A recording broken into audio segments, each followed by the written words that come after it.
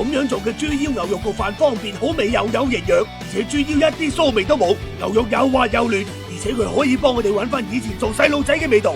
因為煮飯要一段時間，所以我哋首先煮咗煲飯先，一陣嘅肉會有水分滲出，所以水要比平時減少一啲。豬腰啊，有啲深色啲，有啲淺色啲嘅，咁到底點樣揀啊？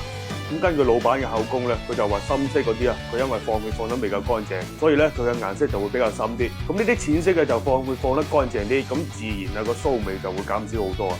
我哋將白色嘅腰酥全部片咗佢，呢啲白色嘢食一啖就要你懷疑人生。如果你把刀唔夠利嘅話，你最好叫老闆幫你整。切片之後放鹽、生粉、白醋，我哋捽佢2分鐘左右。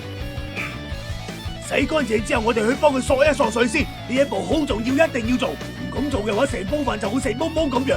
跟住我哋去切一啲牛肉，每一片切成2毫米左右嘅樣子。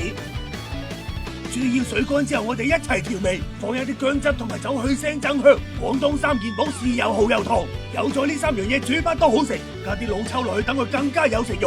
呢個飯佢唔單止好食，如果你屋企嘅細路仔一瞓低就出汗，你就咁煮俾佢食就得啦。撈好之後放啲生粉同埋油落去封一封佢，就咁醃佢10分鐘左右。而家電飯煲倒計時最後5分鐘，我哋再鋪啲肉喺面，再整多幾條薑絲。最近一直喺度用緊米家呢個電飯煲，裏面仲有200幾道雲食譜，平時煮飯、燜肉、煲湯、蒸菜都可以用佢搞掂。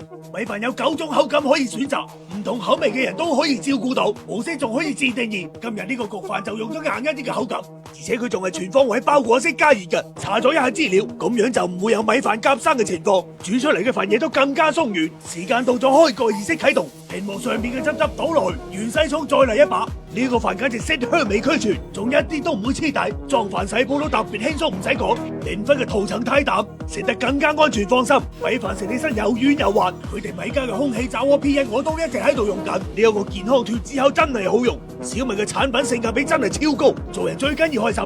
你今日笑咗未啊？